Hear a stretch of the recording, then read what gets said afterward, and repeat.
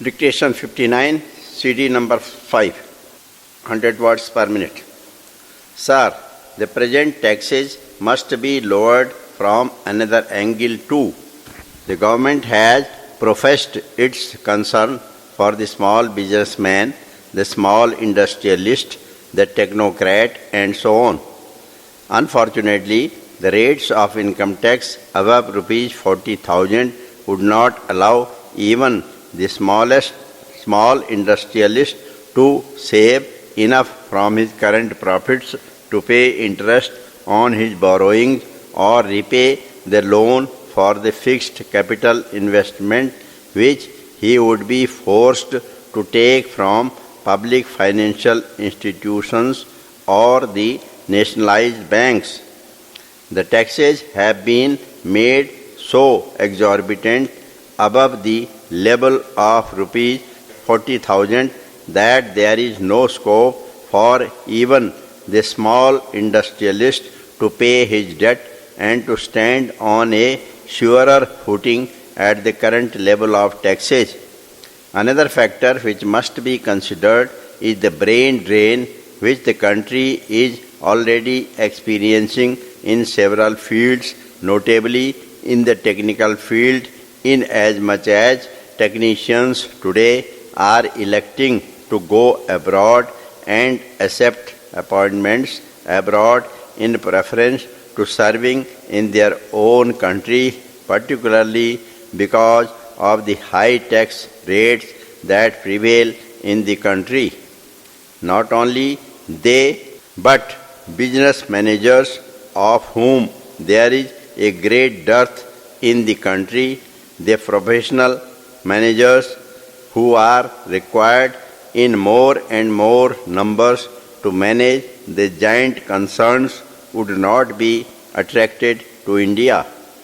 Anyone who has received modern training in business management can receive a much higher paid job abroad as compared to what he will get here. A 10% surcharge on income tax was levied purely as a temporary measure. It is unfortunate that the surcharge is still continuing, although there is no emergency and there is no justification for its continuance. The excessive tax burden prevents salaried persons from making provision for their retirement out of current earnings because the post-tax earnings are barely enough to meet the day-to-day expenses, which are also going up as a direct result of the government's policy of imposing more and more excise duties on goods of day-to-day consumption. Therefore, it is very essential that retirement benefits should be very liberally treated for tax purposes. It would be advisable to increase the limit of 25% of salary or rupees 8,000 which is allowed today for the purpose of provident fund etc., so that at least the salaried persons could save a little out of their current earnings for use in their old age. Sir, I now come to the recent provision in the finance bill regarding wealth tax on urban property. A very novel proposal has been introduced this year regarding wealth tax on urban property in the name of social justice. What I fail to understand is what kind of social justice is involved if a landowner constructs a building and lets it out to dozens of middle-class families. Every middle-class family in the country today cannot hope to own its own residence, especially in big cities. Another point I would like to make is in regard to plantation buildings. As is well known, there are buildings for use of labor in plantations.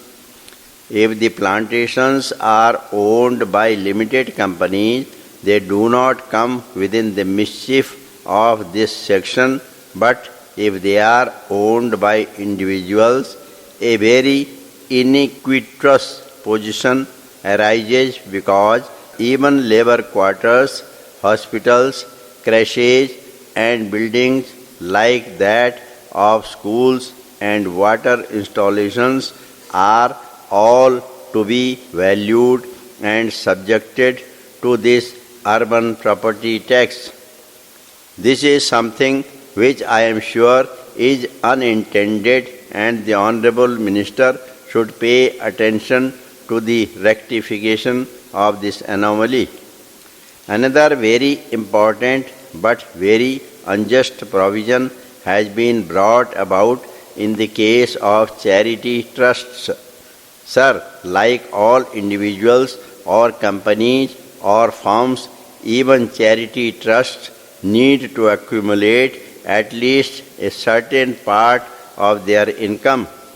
It is unfortunate that the provisions of the finance bill required the charity trusts to spend their entire income within a short period of time. Even if a single rupee is saved by the charity trust, it would come within the mischief of the taxing provisions of the finance bill.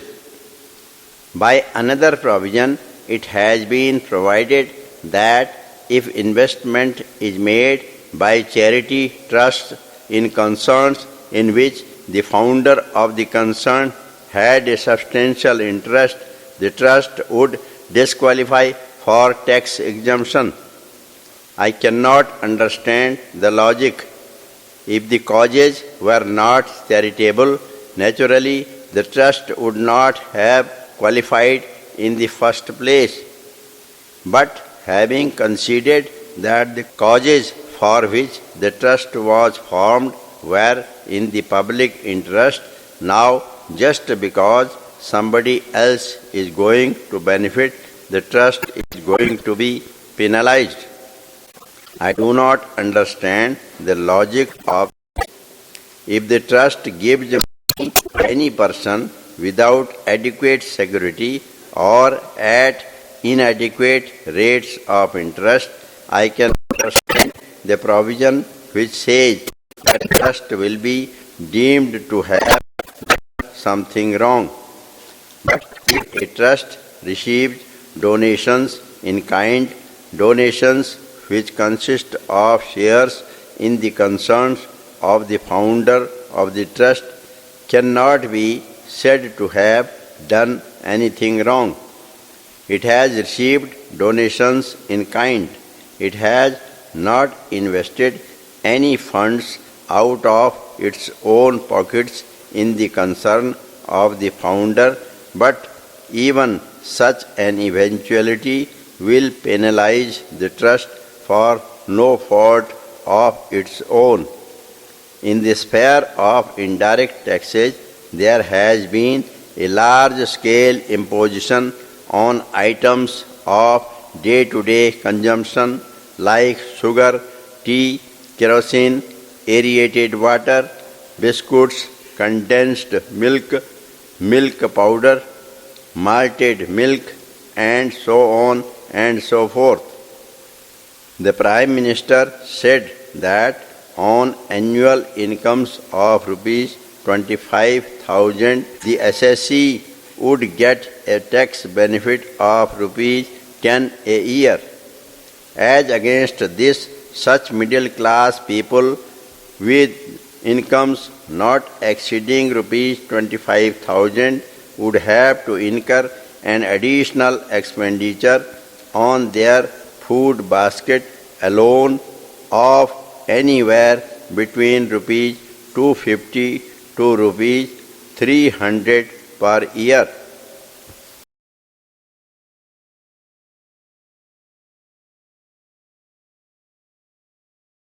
अगर आपको हमारा dictation अच्छा लगता है, पसंद आता है, तो आप हमारे चैनल को सब्सक्राइब करना ना भूलें, जिससे कि आने वाला नोटिफिकेशन सबसे पहले आपको मिल सके।